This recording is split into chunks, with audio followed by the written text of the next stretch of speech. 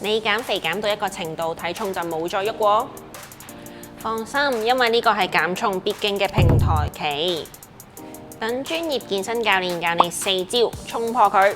首先你要知道嘅係，只要提高基礎代謝就可以跨過呢段減肥平台期。基礎代謝係指你完全靜止嘅狀態下，身體維持呼吸、心跳等基本生理活動而燃燒嘅熱量。如果基礎代謝高，就算攤喺度都可以消耗更多熱量，係咪好爽呢？想提高基礎代謝，有以下呢4招，最後一招好多人都唔知㗎，記得一定要睇到最後啊！第一招係降低進食頻率，嘗試用輕斷食改善胰島素同升糖素嘅分泌，但千祈唔好索性唔食，只會帶嚟反效果㗎。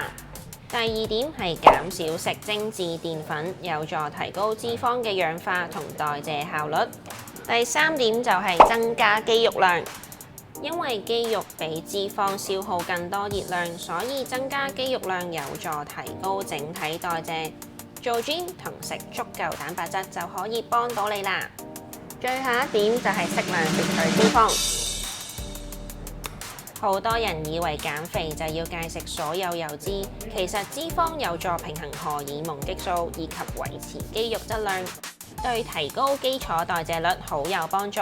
但當然要選擇好嘅脂肪來源同控制份量啦。以上4點唔知點實行嘅話，都可以嚟教練聯盟揾教練幫手。記得分享埋條片俾你遇到平台期嘅朋友，幫下佢哋啦〜